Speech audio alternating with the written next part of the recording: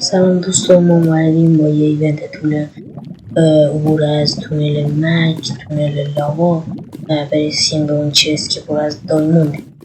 خب لایک و کامنت و سابسکرایب یادتون نره، همین الان سابسکرایب کنید که یادتون نره و هر مشکلی در مورد ماینکرافت داشتید در کامنت ها بنویسید تا ما اونو براتون حل کنیم. خب لیتس گو، بریم سراغ مسابقه. نگاز میکنیم وای چه چیزای خوبی هم یا سری میذاریم تا وقت مسابقه‌مون نره.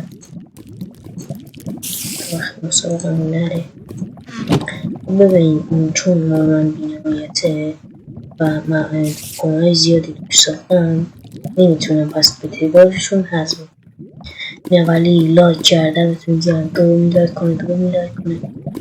لایک کنه. وای یه نفر دیگه لایک کرد. وای دمتون گرم، یه نفر دیگه لایک کرد. خب الان میاد اینجا باید ساب کنی. یکی ساب کرد دمتون گرم. یکی دیگه هم ساب کرد.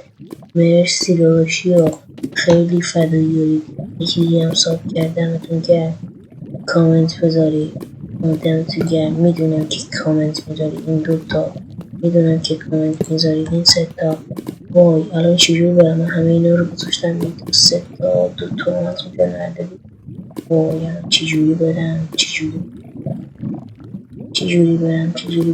اوه نگاهین وای خود من دوتا بلاک برام گذاشته، بلاک گلایی.